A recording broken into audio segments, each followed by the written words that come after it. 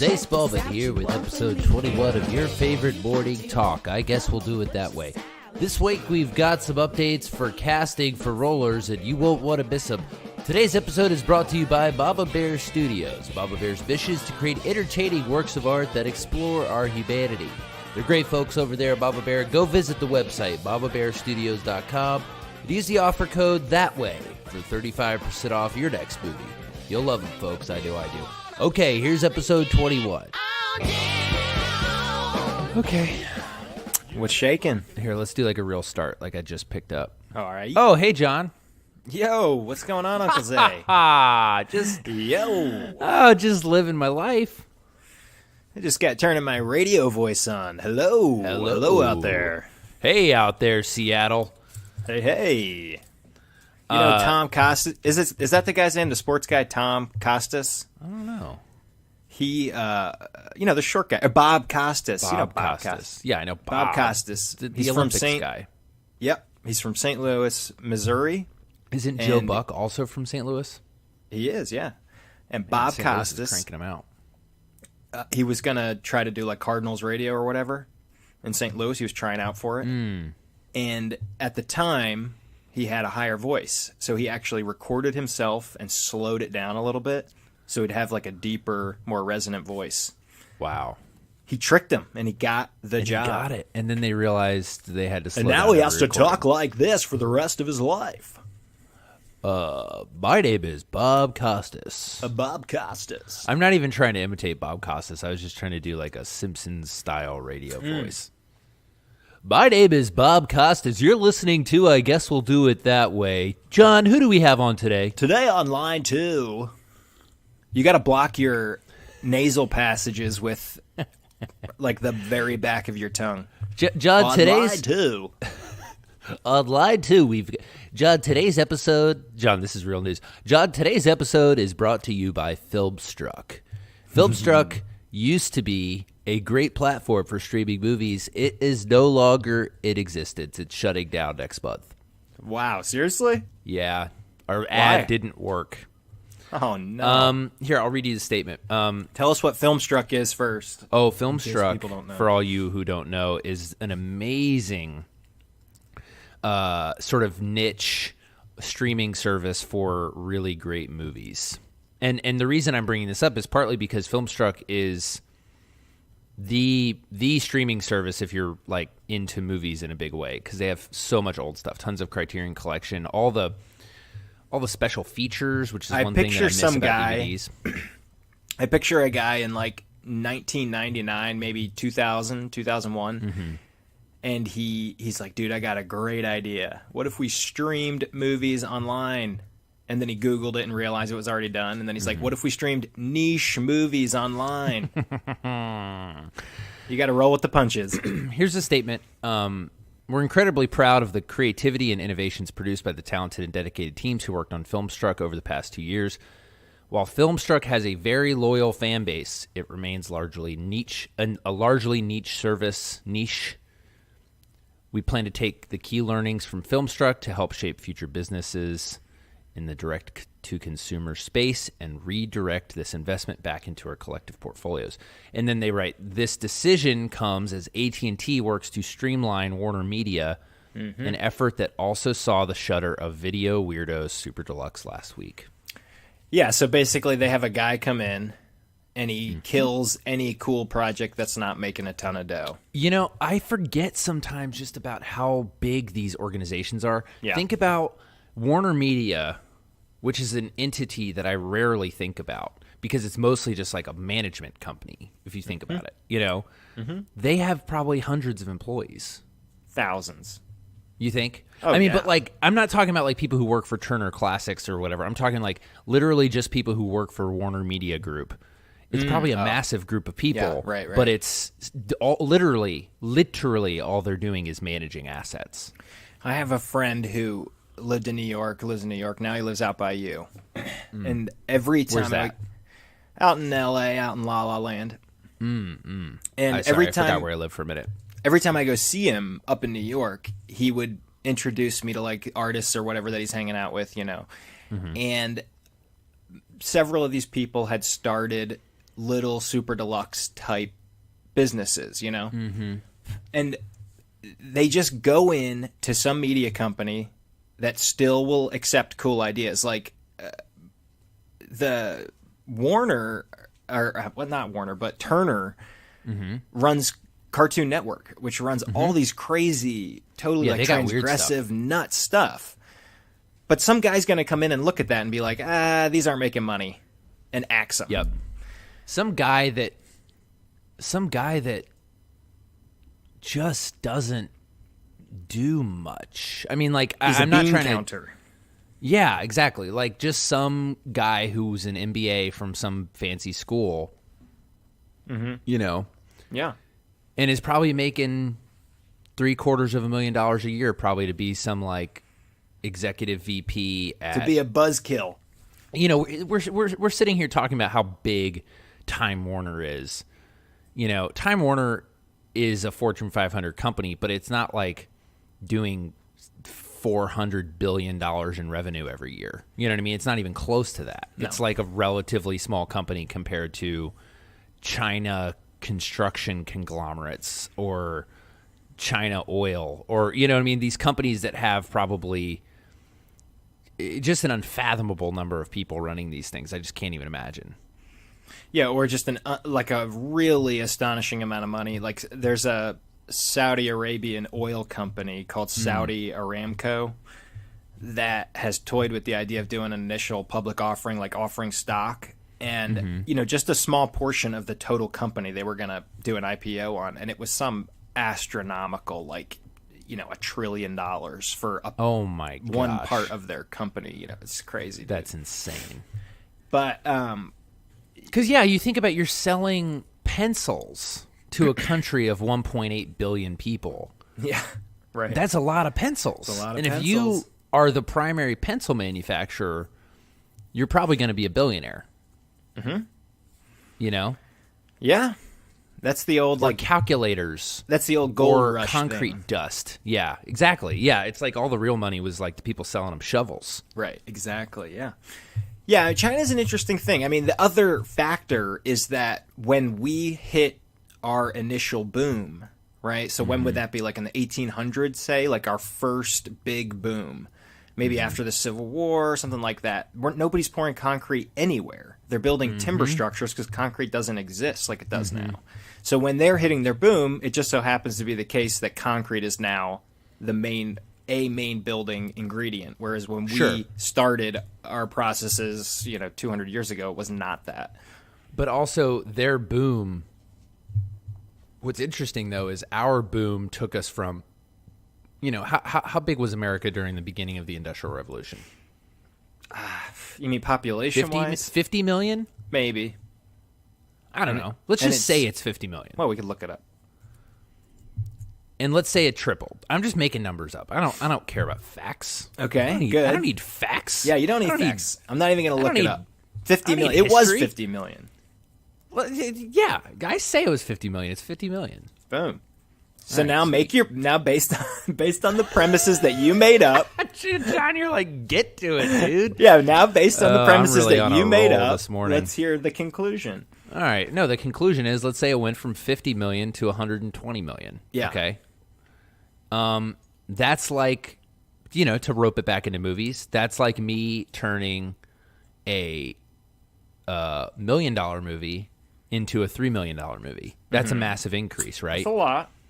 But what's really dope is A Star Is Born, or something like, or Halloween, for instance, which was actually directed by David Gordon Green, who was an executive producer on 2 movies that I've made, which is kind of cool. Halloween, let's check the current box office. Halloween is absolutely decimating the box office right now. I don't know. Is it? Yeah, it's crushing. For that size of a movie, it's absolutely Have you seen crushing. It? No, not yet. I didn't used to be into scary movies. I am kind of now. I watched The Visit the other night. Speaking of movie recs, let's do a little episode of John and Zay recommend some movies. Only if you introduce it in your Bob Costas voice. Yeah, I'm going to do the jingle first. John and Zay recommend some movies. John and Zay recommend some movies right now. It's I'm gonna try a different voice. This is I don't like that one. This is Isaiah Smallman with John and Zay recommend some movies. John, what do you have for us today? The Visit. Oh, I haven't seen it. You tell me. That was your recommendation. I haven't seen any movies. Well, John. Halloween has. Let's check back in with Halloween. Today we're doing a little box office check. Let's do the numbers, as they say. Let's do the numbers. Halloween is at 106 mil worldwide. 90 of that is from America on a production budget of 10 million. Wow. That's the box office. Wow. Movies like this sell like hotcakes afterwards. Crap. How did they make that for 10 million? Because it's Blumhouse. They just make everybody work for cheap and then give them a cut of the back end. Wow. Dude, Okay. my friend, I'm not going to say who, but my actual friend, I mean, David and I are not like friends. We've worked together, but my actual friend is writing the sequel. Whoa. Yeah. I'm pretty psyched for him. I feel like he's probably going to make a ton of money. Load of money. I would imagine. Anyway. The main character doesn't John, say a single word. This has been a great episode of John and Zay recommend some movies and stuff. John, do you have any other? Dude, you should see The Visit. The Visit. Yeah, you were going to tell me about The Visit. Hit me with the. I never even heard of it. It's M. Night Shyamalan. Nuh-uh. He's still making stuff. Yeah, dude. It's I thought kind he of twisted himself out of existence. He pretty much did, and then oh, that's good, John. That's a good one. No. He's still around. He's crushing. What was the last movie he made before this? Signs? Well, no. Hold on, I'm looking him up. This was kind of his comeback movie, though. There was the one where the here's plants the premise. were killing everybody, right? What was that called? Maybe The Happening. Basically, he made a couple of big budget flops and got in what's called director jail, where you're not allowed to make anything. Yeah, No, you're right. He needed some time away. And he ended up in director jail, and then he made The Visit for like next to nothing, at least by his standards, $5 million. It's mostly like found footage. It's a horror. Don't spoil it because I want to see it. No. It's about two kids that go to visit their estranged grandparents' house. They've never met them before. And they go to visit their grandparents' house, and something spooky happens. It's very weird and so good. Let me guess. The kids are dead. Something like that. Yo, I saw one of his movies in the theater with what's-his-face, like G. Gordon Liddy or whatever that dude's name is. Mm-hmm. The actor kid. What's Bruce his Willis? name? Huh? Oh. No, where he plays like a serial killer. He's locking girls up. Oh, Split. Yeah. People like that movie, right? It was all right. Mm-hmm. It was like, yeah, okay. This has been done before. Like a split personality, multiple personalities. Well, I think they were kind of using Split to set up. I keep forgetting my voice because we're still doing an episode of John and Zay Recommend This. Oh. I think they were. I think what M. Night Mr. Shyamalan was doing there was he was setting up a new movie, which is going to be a follow up to Unbroken, about Mr. Glass. Have you seen Unbroken, John? No. Oh, I think this is going to be a follow-up. For all you Unbroken... Is it... It's not Unbroken. Unbreakable. It's Unbreakable. Ugh. Why do we even do this segment? We've never seen the movies. Wait a minute. Did you see that movie with Thanos in it that just came out? Mm-hmm. You know what I'm talking about? Infinity War? I guess it did just come out. That dude is in that. Samuel L. Jackson... I'm such an idiot. I don't know any of these characters, dude. We're the worst movie recommenders ever. I don't know any of the... Yeah, where's Nate? He knows all this shit. I don't know. We got to get Uncle Nate on the horn. Samuel L. Jackson is in the end of Infinity War, and he, like, disappears. You know how everybody disappears at the end of the movie? Mm-hmm.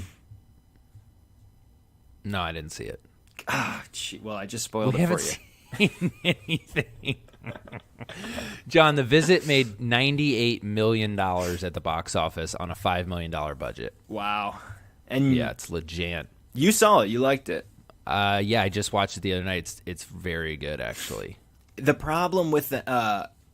dude, we went to see that M. Night Shyamalan movie, The Split, And we're sitting in the theater, and I'm like, I'm gonna give this guy another shot, whatever. And the movie starts, right? And it's like we're sitting in the theater, the movie starts, and it's like a young African American kid running through this field, and then he goes like to this house, and there's a bunch of like drug and gun talk and like lots of N-bombs. And I'm like, yo, M. Night, this writing is pretty exquisite, like not his typical writing, And then the screen went blank after like 10 minutes, and a new movie started, which was the actual movie. And after about 13 seconds, I realized it was an M. Night Shyamalan movie, because it was like, I'm bored, Dad. Okay, honey. Like, just the most stilted, like a robot wrote it. And then what they had done was they turned Moonlight on by accident. So the beginning of Moonlight is all these like dudes talking in the hood like about drugs and robbing and stuff and dropping N-bombs, and all these nerds like me that went to see the M. Night Shyamalan movie got a nice little surprise. Oh, I love that so much. Yeah. Wow.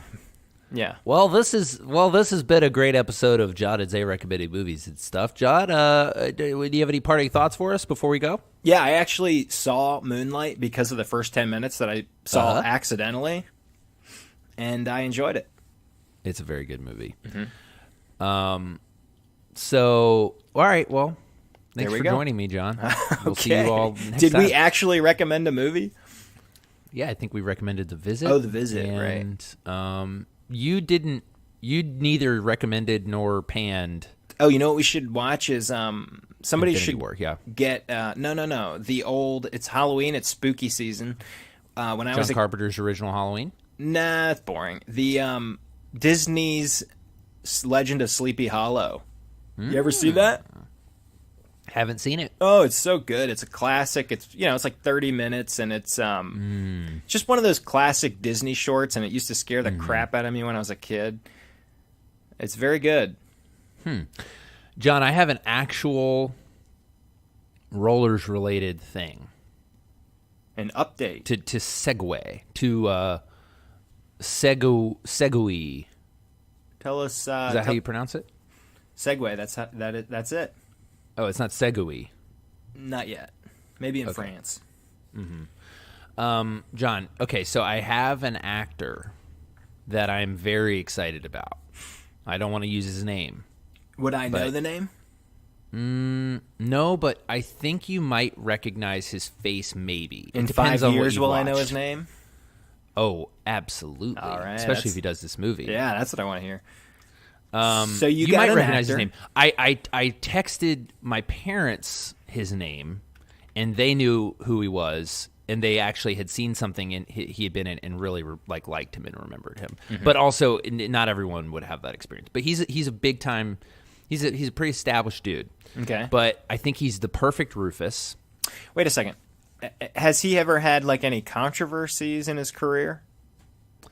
Well, he did. Is it Mel Gibson? Murder no. Oh, He's actually the guy that the movie Split is based on. But he got help. You're giving him a second shot. So it's cool. Yeah, I'm giving him a second shot. So it's we like to do Mel that. Gibson. It didn't work out with Harvey. But yeah, where is he? No, but he's hiding out in Harvey? Arizona. Well, I just read an article. Apparently, the case against him is kind of falling apart because the DA in New York and the cops and a bunch of other people can't get along. Yeah. So he's probably never going to go to jail. Oh, wow. Fancy And he's that. got a good lawyer. Have you been listening to Serial? No. Yeah. I just, it's so depressing. If you want to destroy, if you ever had faith in the legal system and you want it to be destroyed, listen to that. It's very depressing. Growing up in West Baltimore, you don't exactly get the faith in the legal system pounded into your head. No. Philly, same. So you got an actor. We love our Philly guys, though. Speaking of that, M. Night from Philly. From Philly. The Visit takes place in rural Philadelphia, John. Not rural Philadelphia, rural Pennsylvania. Oh, word. My parents used to live in rural Pennsylvania. Exactly. You will recognize it. What part? Do you know? I don't know if it's a real town or if it's a made-up town. Oh. I'm not sure. I can't remember. Tiny town. Train ride away from Philly. Probably northwest. You know, that area is spooky. They ended up making a movie about this, but they're not lower Pennsylvania, more Delaware, though. The DuPont family from DuPont Chemicals. Dude, I don't know. This is almost certainly not true, but I was riding around in Delaware one time with some kid, and, you know, we're like 16, 17, and he was telling me just all kinds. In Delaware. In Delaware. Yeah, well, already surprising, but he was telling me all these spooky stories about the DuPonts, man. Incest, kids getting locked in basements that were malformed, all kinds of creepy stuff, dude. I might have to look into that because my buddy, I have two friends. One's a screenwriter, one's a producer. They're both obsessed with historical stories. Yeah. And they're really, really good at writing them and like turning them into series and stuff. So I probably should find out about that. That sounds epic. I'm sure it's not true, but it could be though. It scared the crap out of me as a kid. That area is very creepy though. Like Pennsylvania, you know, they had Revolutionary War battles around there. I was going to say, John, think of all the people that have died in those places, and the Civil War. Tons of massive Civil War battles happened all up around there. I asked a guy. So there's a place a few miles away from here called Point Park. They fought a huge battle up on Lookout Mountain in the Civil War. Battle above the clouds. And I worked for a guy in college who lived directly adjacent, like right next door to Point Park, you know? You could, you know, upstairs in his house, you could actually just look into the park. So I asked him one time if I was positive that his actual house was haunted. It was an incredibly creepy house. He lived there with his old kind of decrepit mother. She was real sweet, but it was just it was a nightmare scenario. And he's like, you know, 40 something at the time, and it was just very spooky. He had portraits of himself on the walls. Ooh. Nice guy. Anyway, I asked him one time, you ever see any ghosts, you know, because you're right next to Point Park. And he told me one night he saw a dude, Confederate soldier outfit, like walking in Point Park. I believe it. You know, I actually used to go to another Civil War battlefield right near there called Chickamauga. Yeah. And there's just these huge clearings in the woods. They're really beautiful. I'd go out there and just lay in the ground, like read and run sometimes. Or, I mean, just these massive fields in the middle of nowhere. And it's just so weird how battle took place. It was like, I mean, it makes a lot more sense than Total War, which is our sort of current philosophy. But it's like, yeah, like no one wants to destroy a city. So just go out in the woods and fight. And it sort of makes sense, you know? Like destroy some field, not someone's town. Yeah, well, tell that to Atlantans because I ran into somebody who still had bitterness about the fact that the Union just torched Atlanta. I mean, that was pretty messed up. But they were just worried, I guess, about the South coming back because I mean, you know, the South still wants to rebel. Yeah. Anyway. Sure do, baby. Every day I'm rebelling. But yeah, I always I liked it there, but I did have kind of a spooky feeling because I was like, so many thousands of people have just had their blood just soaked into this ground. You know, I mean, it's kind of intense. What's your best? Come on, it's Halloween. Let's get sidetracked a little bit. You got any good spooky stories for me? Oh man. Oh dude, I got one. Hit me. It actually happened somewhat near Point Park. Okay. Kelly and I. This is a little personal, guys. Oh, boy. But you know what? It's fine. Kelly and I had but back when we were first dating, we had this like one kind of make-out spot that we would go to all the time. Barf. And, yeah, exactly. And it was this cul-de-sac, an undeveloped cul-de-sac. It was basically the beginning of a housing development where they'd built the road, but they haven't started building all the houses yet. And so it was just kind of this nice, quiet little spot. It was really pretty. There was a bit of a view. We just could, go hang out there, talk, make out in the car, basic stuff. No big deal. And we went there a number of times. One day... Just pause. That's how every single horror movie starts, by the way. Precisely. Yeah. Okay. So we're sitting there, and we're just talking. Is it foggy? Kind of being coy. Yeah. Oh, yeah. Super it's nighttime. Foggy? It's foggy. Which, for those of you who don't know Lookout Mountain, during colder months especially, fog will just set in for sometimes weeks. Right now, there is a heavy, it's freezing outside. It's kind of wet outside. There is a heavy fog on this entire area. Yeah, and it's cool when you're down in the valley because you look up at Lookout and you're like, oh, the entire top, like you just see a cloud, literally just a cloud They settled called in it around the the entire battle top above of the mountain. clouds. Exactly. Anyway, keep going. So you're up there smooching. Well, I'm going to keep it short, but we're not smooching yet. We're just hanging out. We're just talking, being coy. And then we both get this. I didn't know that she was having this feeling, and she didn't know that I was having this feeling. Independently, it's called we both sexual get arousal. Super freaked out. Like not. And she looked at me and she was like, she like rolled the window up and she was like, I have this feeling that she said, do you feel like something's about to run at the car? And that was exactly what I was feeling at that moment. No. Like there was something about 30 yards away looking at us about to charge the car. No joke, that was exactly the feeling that I had. And we were both like, that's so crazy, and we just immediately left. But like we both were very, very traumatized because like we tried to play it off for like a second, and we were both like, it's probably fine, right? And we both just had these horrible sinking feelings in our gut that, again, both kind of started before either of us mentioned it to the other person. Who knows what it was, but it was very, very scary. It's pretty good. Yeah, I mean, it's not like a true scary story because it actually happened to me. It's not like I like got murdered or something. No, but the fact that you both no. I think it's great, and it freaked me out. I'm sitting in my spooky basement, which your serial killer basement. The serial killer basement. Some things have happened in this basement for sure before I got this house. The realtor that sold it to, or not the realtor that sold it to us, but the other one claimed that there were slaves in this house. Oh. Although that's the word he used. He said that the downstairs, which is where I am, has slave quarters. But the house was built 110 years ago. So you can do you can do the math. Yeah, I think I know what he meant, but dude, there are still slaves in America. That's true. All over the world. And that was pre-civil rights. Any guy that's married, he knows what I'm talking about. Am I right, well, you know fellas? what they say?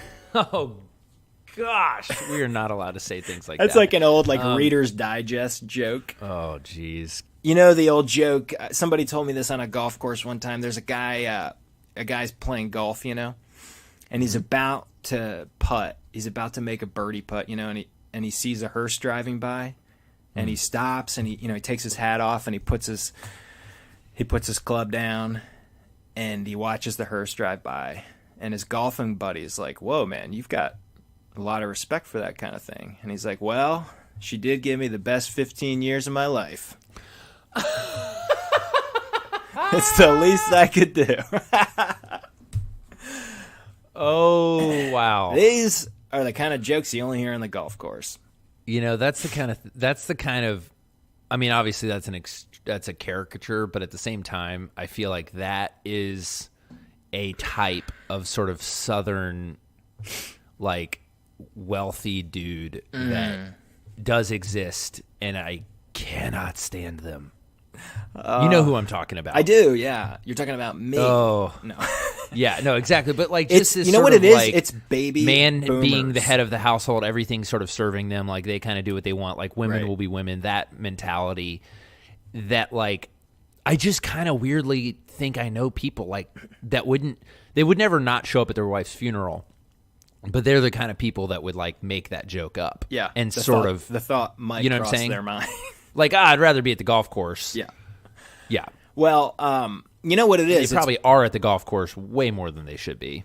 It's baby boomers, what were you saying? man. Sorry. I just read an article in Bloomberg or whatever that divorce rates right now are low. They're quite low compared to baby boomers, which is surprising. You know, you'd imagine with like the proliferation of pornography and just sort of cultural shifts, things like that, that divorce rates would be climbing, and they're not.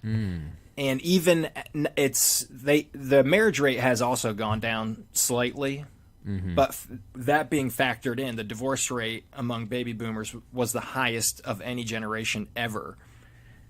And so now Wow. things are going back to a more like reasonable level, apparently. Yeah. I would like to baby boomers did a lot of good. But man, they really, the 80s and 90s kind of messed a lot of stuff up. You know the term boomer and the term sooner? You know what this is? I don't know what Sooner is. I know what Boomer is. Sooner in, what is it, Oklahoma? Oh, yeah, the Sooners. The Sooners were they had those basically like land giveaways in Oklahoma. Can you imagine? How do you, let's pause on that real quick. Let's say you go and stake out your plot. What is it, like a couple square miles? I don't know. Who's I don't think surveying it's even all that of it? big. Who's surveying it? Who's drawing the lines? There was that movie with Tom Cruise, our buddy, and Nicole Kidman. What was that called? Like Far and Away or something? Where I don't know. It's about that very thing. He's like an Irish immigrant, and he comes over here, and the end of the movie is them. Judd, do you know the name of that movie by any chance? Mission Impossible? I don't know. Something. I believe it's called Eyes Wide Shut. Oh, Eyes Wide Shut, right. Yeah, it ends with them like staking. People went, according to the movie at least, people went and brought like stakes with them and staked out their plot lines. But some people showed up beforehand, and those people were called That makes sense because and the other people were called boomers, and now I can't remember why. I heard all this on some podcast, and 99% they followed Invisible. the boom. Yeah, whatever. No, I'm serious. Maybe. Did you look it up? They were part of the boom. No. I'm just saying, like, there was a...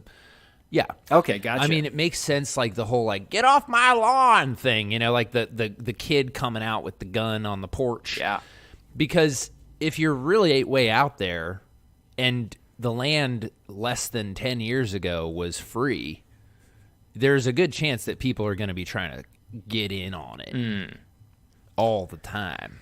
You know what I'm saying? There are auction sites that you can go to right now where you can buy parcels of land in super remote parts of America for like a penny an acre. Nuh-uh. Yeah, but the problem is it's like buying a star.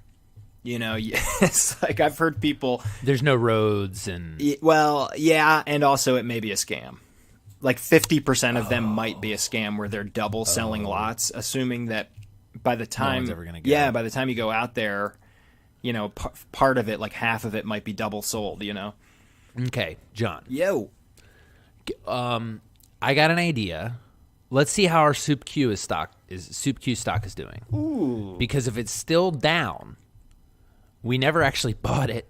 So I think maybe we divest our theoretical Soup Q stock, and we start saving towards the, I guess we'll do it that way, retreat center in like mountainous, remote Idaho or wherever we can get it for cheap. You know what I'm saying? Yeah, this this stock is rapidly approaching the price of a modest house in my neighborhood.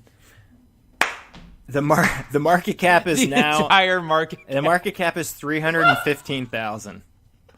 Oh my word! It's down 6%. You can't even buy a house in LA for 315. No. You can't even buy a lot for 315. Yeah. Holy smokes! Yeah, hard times for Soup Q.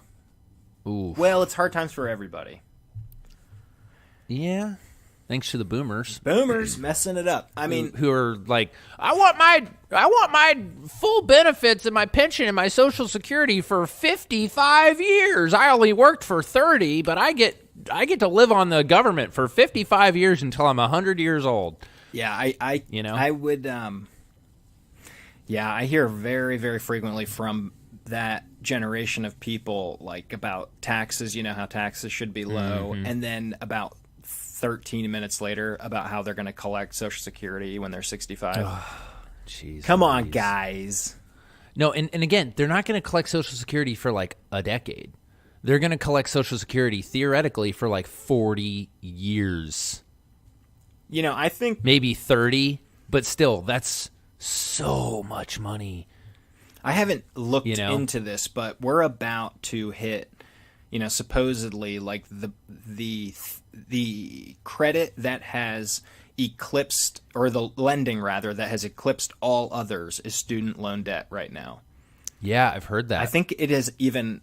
I think it's everything I'm but sorry, mortgages, John. right? I think it's yes. It's second only to mortgages. Which I mean is insane because you're talking because about mortgages. Yes. Yeah, mortgages are collateralized Yes. against real estate. It has an underlying thing that has value. Not some shitty unaccredited college that like can't even get you a job. I think it will be probably the next like quote unquote bubble that bursts, in a sense. Yep. Although it is such a weird thing because in 2005, I personally could have gone out. You could have, anybody could have. Mm-hmm. You could have gone out and through risky lenders, you could have gotten several $1 million in loans for real estate, right? They were just giving loans out like crazy.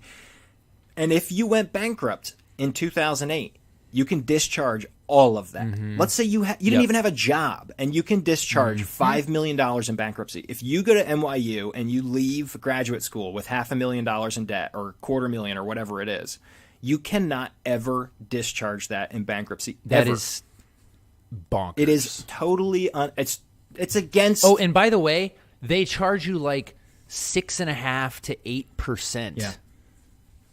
Yeah, that's nuts. So they're loaning money to corporations at like 1% or some. You know what I mean? Right. Like it's insane. Right.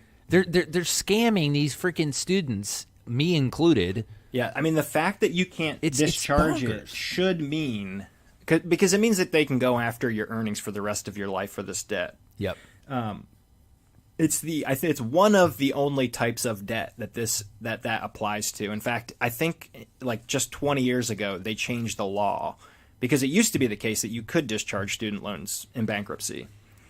No, I mean, but then you get people like Paul Manafort or Trump or somebody like or just anybody who will like falsify records and go out and borrow money that like millions of dollars that they have no business getting and then screw it up and then declare bankruptcy. And it's just like sometimes, once in a while, they might go to jail for a second.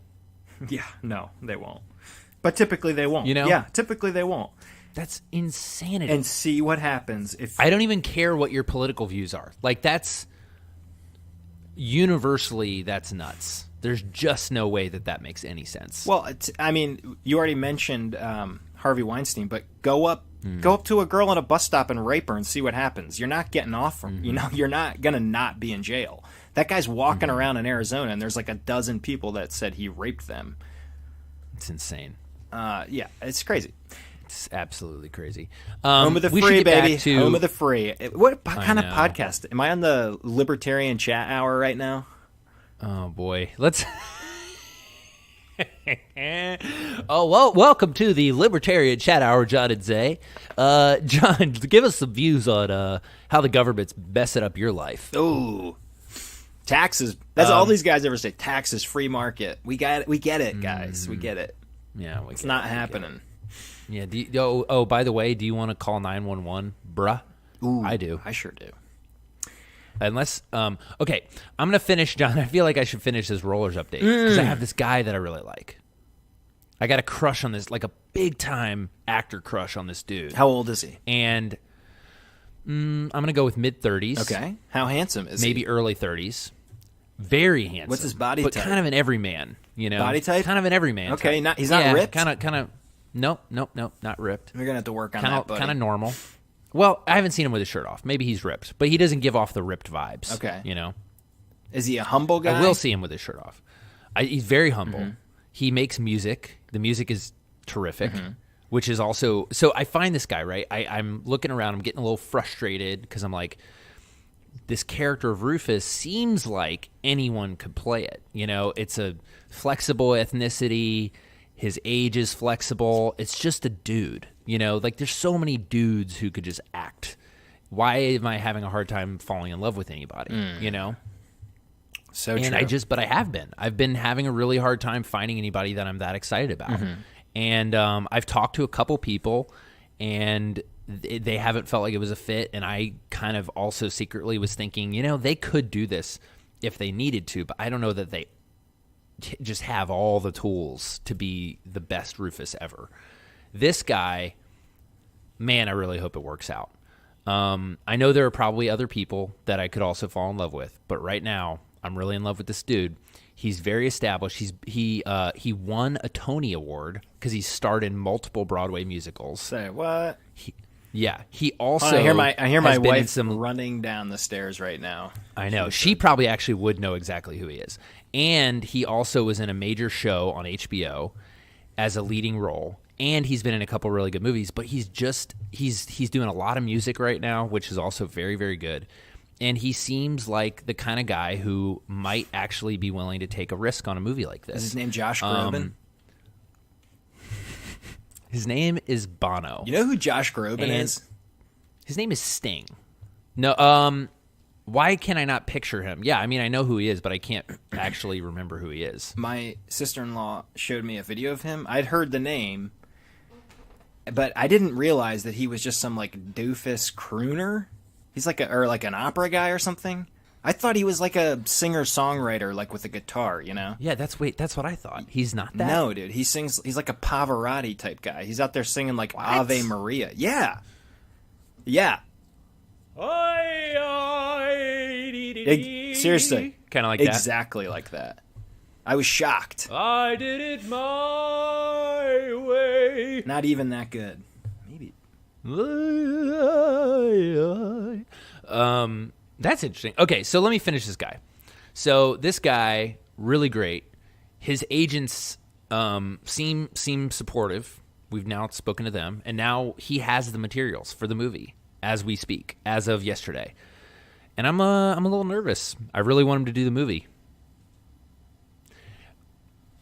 Oh, you know why I brought this up though? Yeah. Okay, so his agent. This is what I need help with, John. His agent, one of them, just got a big promotion, and we are thinking about just sending, like, I just want to send him like a nice little gift, you know, just like a nice little thing to just be like, hey, like, you know, yep. I already hopefully know. we're gonna be working together. Yeah. Congrats. I already know what you got to You do. know, what? You're in California. Everybody likes to smoke pot. Send him a like an edible arrangement. You know what I'm saying? Like a weed arrangement. Dude, he will, even if he doesn't smoke, all of his friends do. Oh, He will love it. Love that. Now- You know they make like so many different things now too. Right. Like some Rice Krispie treats. Oh, macaroons. I've seen it all. Oh man. Yeah. And that's illegal where that's I'm a at, good so I couldn't do idea, that. But John. you can do it, That's so a do it. really good idea. It's like everybody I might. likes a bottle of booze. You know, if you drink, you'd love to get a bottle of booze. Yeah, I might do that actually. No, I don't think I'm going to do that, but I like it. I might do it. You should do it. I think I will.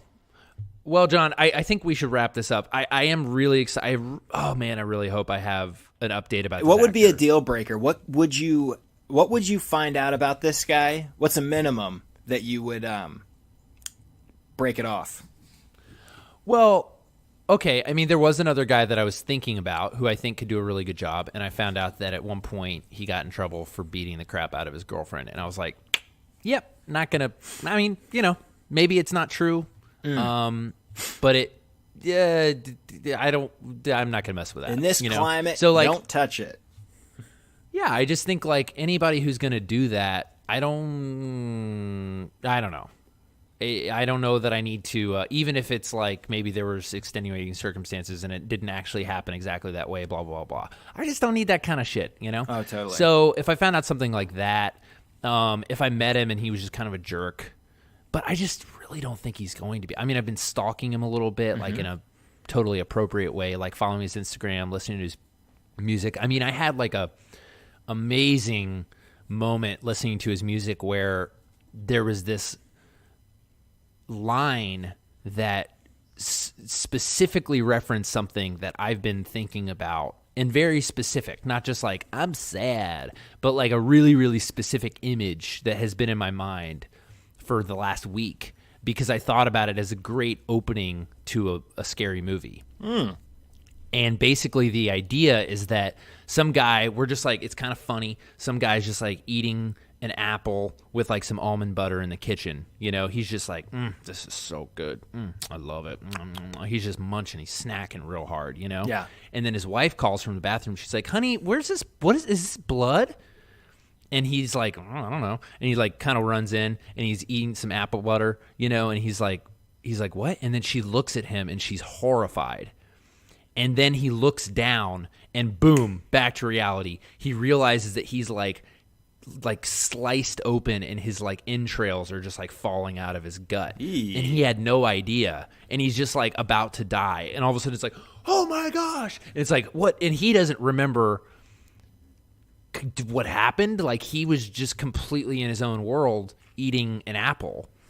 And now all of a sudden he's about to die and he has no idea why. And he probably, it was potentially even self-inflicted. I don't know. I got to work out. But I was like, man, what a wild nightmare. You know, like, can you imagine if you just like had a mental break and all of a sudden you realized that you attempted to kill yourself? How terrifying would that be? It's very scary. When I was a kid, I'm sure it happens all the time. My dad was really involved in the church, and what that meant was that we had a steady stream of like weirdos coming by our house. Totally. And same. One night, this woman came by who was schizophrenic, I'm sure, you know, looking back now. Mm-hmm. But all of her delusions, because she was involved in a church, all of her delusions were like church related. So she would show up at our house banging on the door at like 2 a.m., screaming that she had walked down the like street of a Philly or whatever and seen all the buildings covered in blood with the word condemned on them. And I'm like 7 years old, you know, and this like woman is barging in the house screaming about how the buildings are like dripping blood, you know. And she wasn't exaggerating. Like she had seen this for real, you know, in her brain. Mm-hmm. It's terrifying, wow. dude. People are, that's really some scary. People are so not in the reality that most people are. Because our whole reality, everything I'm seeing is real, but it only is also what I happen to be seeing because my brain is doing an effective job of translating light into like cognitive images. Sure, you know, yeah. My brain could cease to do that. Like it has all the computing power it needs to turn every red I ever see into blue. Mm-hmm, right. There's nothing preventing my brain from doing that. And that's sort of, you know what I mean? Like, so the same is true. Like, I'm capable of imagining blood dripping off of everything, I'm very capable, my brain is very capable of creating some sort of mental block to protect myself from the trauma of killing myself by creating some hallucination that has nothing to do with it and feeling no pain relating to it. Like, that's a completely not normal, but like a completely feasible. Anyway, brains are wild. I've been thinking a lot about brains, but there's a line in this song that says, well, I don't want to say that. I don't want to say it because then some curious person is going to Google it and they're going to find out who this person is, and I don't want to do that in case they don't sign on to the movie. But there's a line that specifically references that exact scenario. Google sleuths, like hit the streets. Waking up with. Yeah, that exact scenario, there's a line in the song that references that, and I was like, that's weird. You know, I'm not saying that means anything, but I was just like, you know, I think this guy's head is in an interesting place. He's exploring some interesting themes, you know, and I like that about him. So we'll see what he says. He might say no, and then when do you find out? I don't know. It depends on how long it takes him to read it. I hope this week, but we'll see. And he's won a Tony. So I think he's won a Tony, dude. For what? He's an established guy. What did he win a Tony for?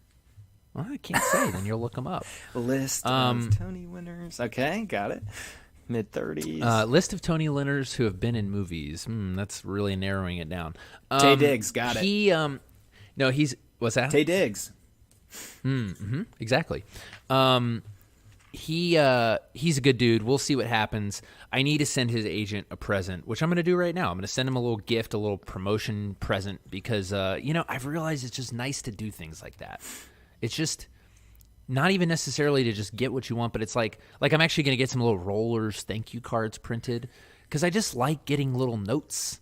You know, I like when people recognize little things. It means a lot, you know? So I'm trying to kind of weave that into rollers from day one, you know? Send him the weed basket. You can't forget that. The edible arrangement basket is just brilliant. It doesn't have to be edibles. I mean, for people out there who don't know, you've got edible marijuana and smokable like bud. And extract. But they also... Right. I didn't mean I'm just send him like, edibles, though. I'm just saying, like, you can get, like, a floral arrangement, can't you? I'm sure you can out there. And just stick some weed in it? No. Of cannabis, arranged cannabis to send to him. That would be a lot of weed, though. Yeah, he'll love it. And it would stink up his whole office. It's legal. Isn't it legal there?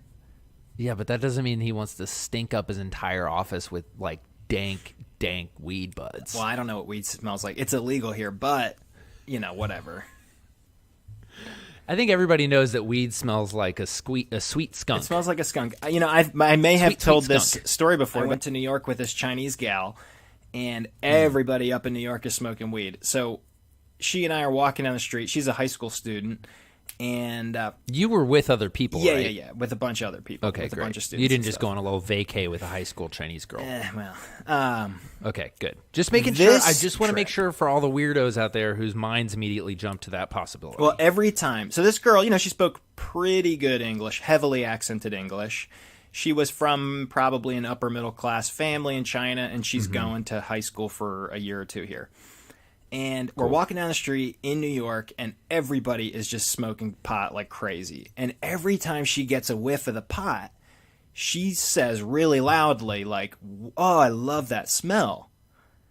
And I'm walking right next to her. There's a bunch of other high school kids with us. And I decide, like, just to let it go, you know? And she does it again. It happens like 25 minutes later. Somebody's smoking a joint in front of a building we're at, and she goes, "Oh, I just love that smell." And, so finally... And it is a pleasant smell, I think. Well, finally I asked her, I was like, "Yo, you know what that smell... Do you know what that smell is?" And she's like, I think it's coffee roasting.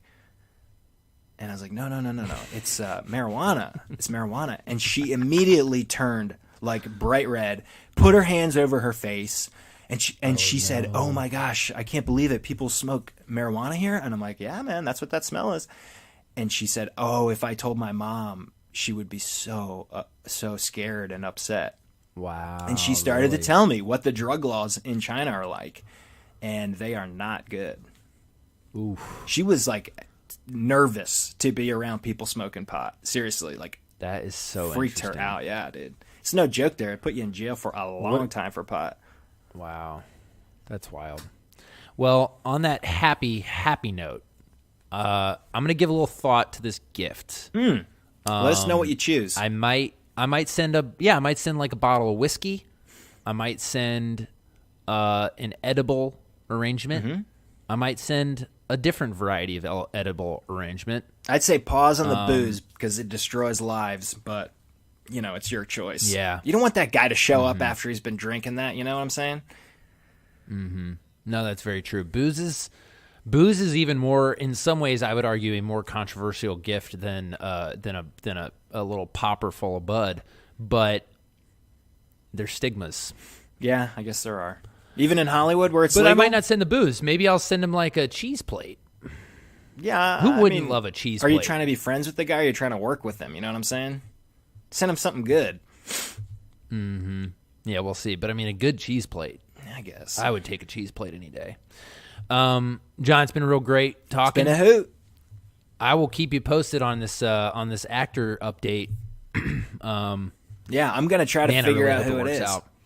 Okay. I have a feeling I'm just going to say... I would love it. How about this? Let's end this with people write in with who you think it is. Let's get some guesses. Yeah. You know, the mailbag has been very sparse lately. People, you know, and also, let me just make a quick announcement. I know I said I was going to start putting out episodes on Friday. Today's a Friday. I'm getting blown up. This will come out on a Tuesday, but I'm getting blown up by a whole bunch of people. They're like, "Where's the episode, dude?" And I'm like, you know, guys, it's not coming out today because I lied. We did Friday for 1 week. I don't like Fridays. I'm putting the episodes out on Tuesdays. We'll probably still put out 2 a week almost every week because we just like doing that. But the truth is, I don't like Fridays for release day. I like Tuesdays. So we're going back to Tuesday. Fridays are bonus episode day, people. Don't get off my back, you know? Tuesday and Wednesday. I mean, they're the most demoralizing. I love how days. Yeah, exactly. You need a bump, you know? And then also, I'm sorry for yelling at you. I feel like I'm always yelling at our audience. I'm like, stop caring about rollers. You know? Like, stop caring if we put an episode out. I don't care if you want to listen to it. I'm like, I should probably be nicer to people, you know? You got to give the people what they want. You know? That's what my doctor says every time he gives me a prescription for OxyContin. Just give the people what they want. The customer's always right. That's a little joke, right, people. Don't take opiates. They're terrible for you. They're absolute crisis they're so down here, bad. y'all. Gosh, they're absolutely so awful. All right, well, we just love our hot topics. Hey, real quick before we go, we'll talk real soon. quick, just Yeah, one final thing, quick. super Gotta be quick. What do you think about abortion? Oh, No, just kidding. I'm kidding. Let's wrap it up. My word. All right, Uncle Zay, it's always a treat. That's the one you pick as a joke, John. That's the topic. You're like, let's joke about it. You got to go big or you got to go home if you're going to do a final joke. Oh my gosh. Okay. All right. We couldn't have had an argument about like what we think about, you know, the housing crisis or No one cares. you know, whatever. You're right. Okay. All right. Well, on that note, we'll talk soon. Bye.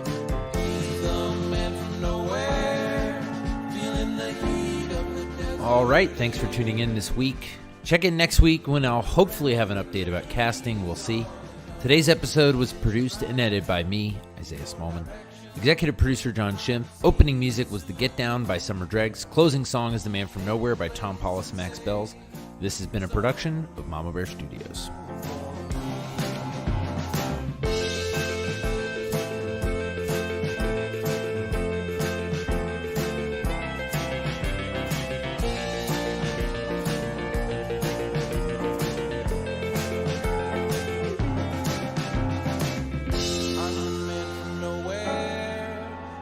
The heat of the desert air, the rambling journey is all I know. It's your boy.